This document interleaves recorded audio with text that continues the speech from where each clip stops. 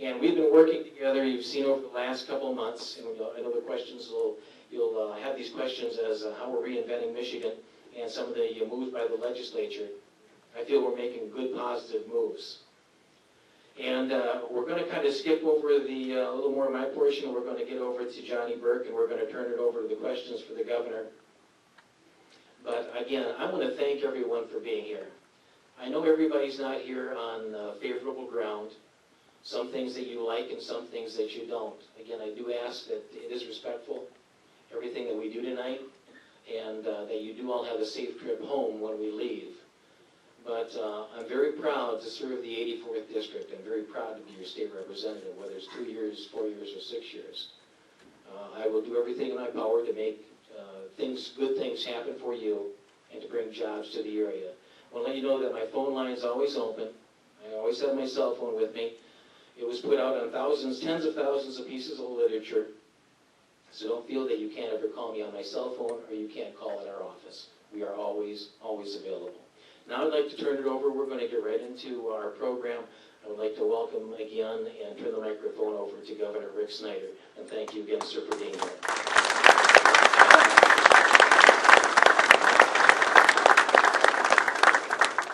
Well, thank you. This is an awesome crowd. It's great to be with you today. It's always an opportunity to get out and talk to people. I enjoy a lot. And the reason I do are twofold. The first thing is, it's an opportunity to give you an update on what we've done in Lansing and what we're going to do in Lansing. The second piece is, it's an opportunity to listen to my customer. And that's one of the fundamental things that we need to work on. That too often when we hear about government, we think it's its own entity. It's just out there doing government things. When the point of government is really customer service. Government exists to serve you, the citizen, the customer. Thank you.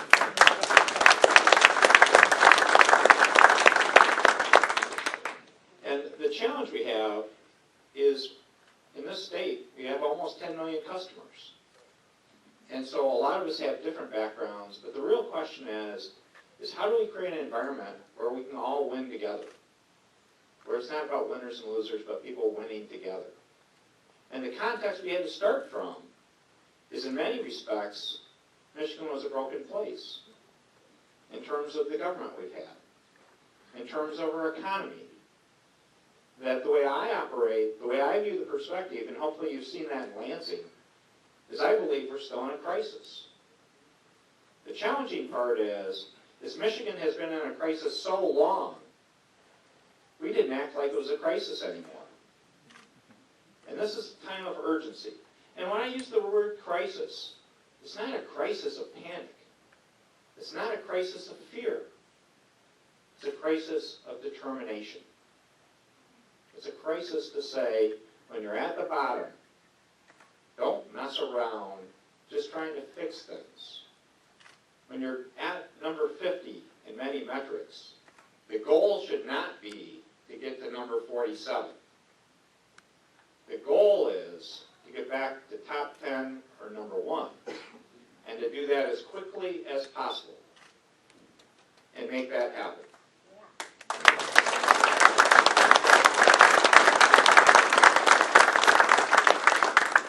So there's an expression we use on our team, and actually I appreciate, I've got great partners in the legislature sitting up here with me, is the way we measure time is in dog years.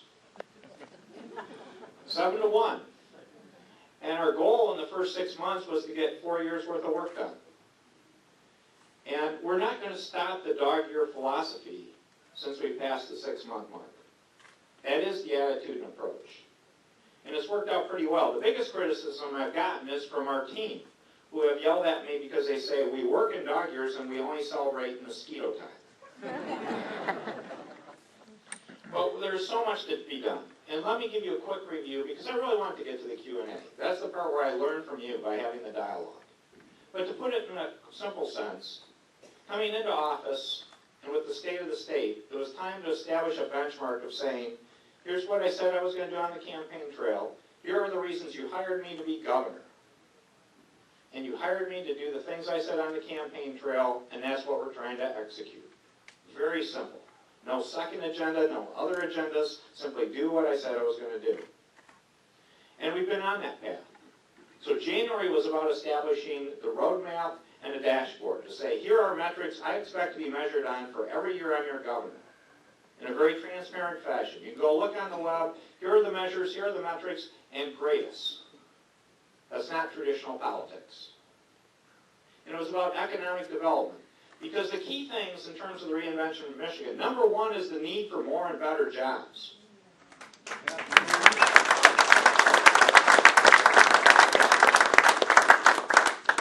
The number two thing that goes with that, though, that we should never forget, that we need to take responsibility for the past and the present, is to create an environment where our kids can stay in Michigan and have a bright future.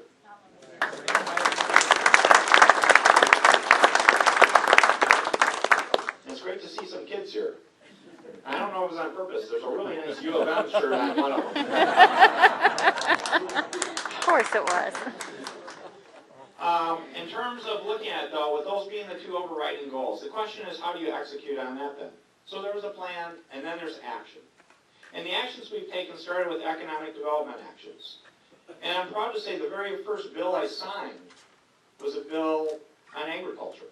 It was me to put in legislation for the Michigan Environmental Assurance Program.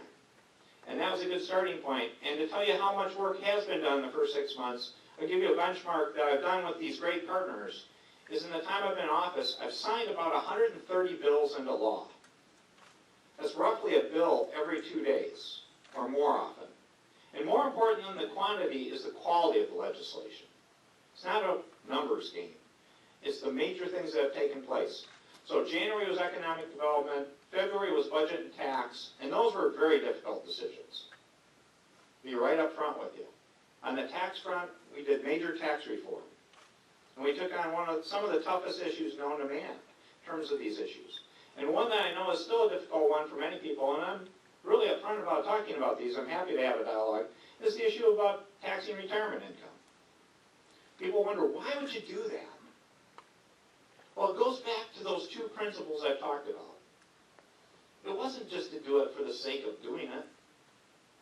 It was to deal with a problem that we were going to be facing for the next couple decades. And that's the fact we have an aging population. We're going to have more and more people getting retirement income. And if we didn't include that income in our tax system, where people have the ability to pay, because remember, we're not taxing Social Security, and we're putting in a long transition cycle, but ultimately that income will be part of the system. Because if we didn't otherwise do that with the changing demographics, we still need to raise that revenue. And who would that money come out of? It would come out of our young people. We would be shifting our tax burden from a broad-based tax across all our citizens where they can afford it, and we would be putting an undue bias on our young people to say, you have to carry the rest of us. Now, one of the key messages I heard loud and clear was about keeping our young people in the state. You're not going to keep our young people in Michigan if you say, you need to support the rest of us. So it's a simple question of equity and fairness. So those are the tough kind of calls we had to make. Now on the budget side, that wasn't easy either. We had to close about $1.5 billion deficit. But I'm very proud of the partnership work we did there. First, we did a 2-year budget to show the longer-term consequences of actions. We passed a 1-year budget, and in that budget, the fastest budget passed in 3 decades. It's balanced. There are no accounting gimmicks. There aren't one-time funds. And we're making payments on our long-term liabilities in that budget. Those are exactly the things the federal government should be looking at today.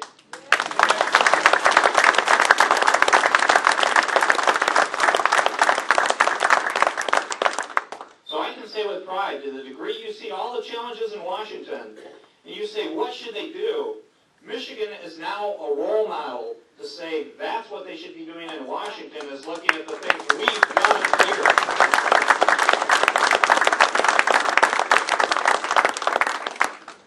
Now there's more to be done. So March was government reform, about making it easier for jurisdictions to work together, to partner on sharing services. April was education reform, another topic that's a tough topic. And the point I'll tell you on education reform, why did that come up? Well, it's simple. We've got great people in the system, but we have a broken educational system. When we looked at the numbers, the college-ready percentage for our students, when you use the ACT test and look at all subjects, the college-ready percentage was 16%. When we got the updated numbers, we improved. You know what the new number became? 17%. There is only one number that matters. It's 100%. So we need to modify a system to put the focus on the kids and their education. They are our future.